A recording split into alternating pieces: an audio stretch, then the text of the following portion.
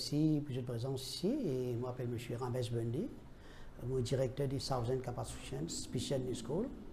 Au début, nous commençons l'école de l'année 1985 et les bons frères et sœurs, c'était le 26 mai 1985. Nous commençons une activité, nous regroupons de personnes portant de handicap. Et finalement, de jour en jour, nous nous sentons qu'il y a des enfants qui parlent à l'école, justement de handicap. Donc, nous essayons de monter une association avec toute collaboration de parents, de bénéficiaires, de volontaires, qui aujourd'hui nous montent cette association. Aujourd'hui, c'est presque 37 ans d'existence à l'association. Et à partir de 2005, nous commençons une école spécialisée pour les enfants porteurs d'un handicap. Et à partir de là, qui donne toute l'éducation à les enfants qui ne fréquentent aucune école normale, qui ne sont pas intégrés dans l'école normale, donc nous acceptons ici. Qui fait qu'on commence ça l'école spécialisée dans ce domaine? La question, c'est une bonne question. Comment commencer? Bon, moi aussi dans le social, bien au début. Et moi aussi au début, comment ça a commencé? Parce que moi aussi j'ai une conseiller de council. Moi aussi donne service qui tous les enfants handicapés, même en troisième âge, même en jeunes, tout ce gain de sens à travers une ONG qui nous met sur pied. Donc ici, nous sommes avec un Southern Capacity.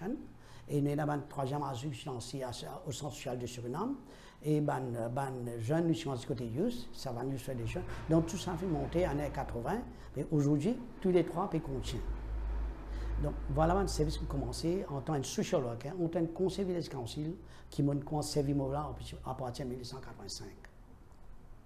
Quelles difficultés on fait face et on réussit à survivre? Comment on réussit à survivre? Bon, difficulté, normalement, les constatation n'est pas si facile.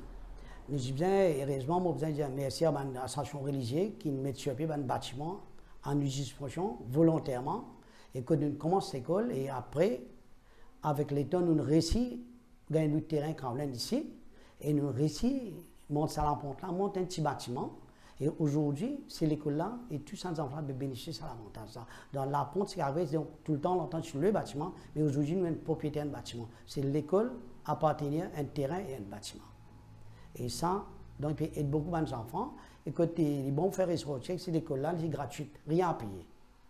Jusqu'à ce grade 1, jusqu'à ce grade 3 ou grade 5, même jusqu'à ce formation, c'est gratuit.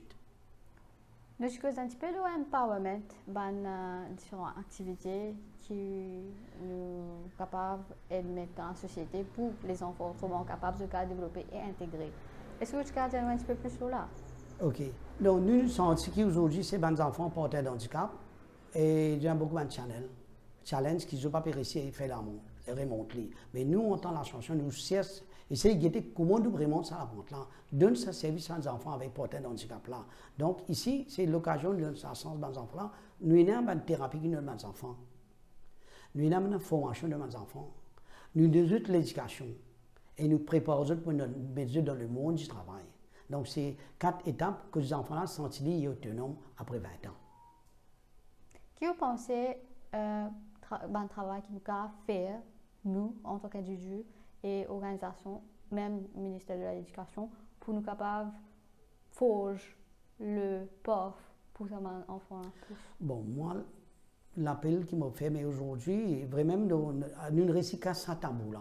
Dans le passé, il y a un regard qui vraiment les enfants les handicapés. Et normal, c'est avec une figure un peu déçue. Mais aujourd'hui, c'est un tableau c'est que les enfants handicapés et les enfants normaux ont le même droit à l'éducation, la santé et y compris l'emploi. Donc, moi, l'appel qui m'a fait le gouvernement, avec même le secteur privé, qui aujourd'hui nous a cassé ce tabou-là, donne la chance aux enfants pour des handicap, au moins gagnent l'emploi, qui se sentent aussi appartenir pareil comme tous les enfants qui ont besoin d'être jus, on dit comme ça. D'accord, capable d'ajouter ou on vient ajouter, surtout c'est une activité que nous faisons. Mais comment nous commencé au début, on a commencé avec une association, finalement une école spécialisée, et puis ça, on commence formation. 17 à 22 formations. Et après 20 ans, nous avons un placement programme au niveau de l'hôtellerie.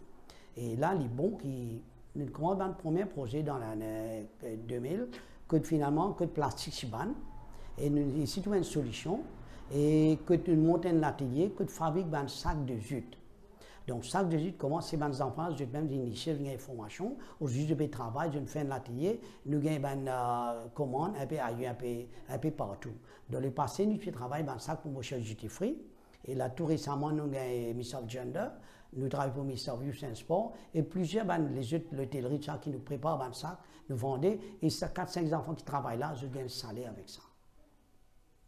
Okay, dans le passé, comment nous constatons qu'il y a beaucoup d'enfants handicapés, je dois être un peu bafoué, je n'ai pas accès à la place, et là, j'ai besoin tout d'abord de remercier le gouvernement, que nous fait campagne 2-3 semaines de temps, que dans 5-6 la place, pour faire une accessible pour les enfants porteurs de handicap, qui sont capables vers la mer, dans la mer, que ils sont capables aussi de sentir de aucune barrière, et ils sont capables de faire l'avantage que les enfants normaux gagnent.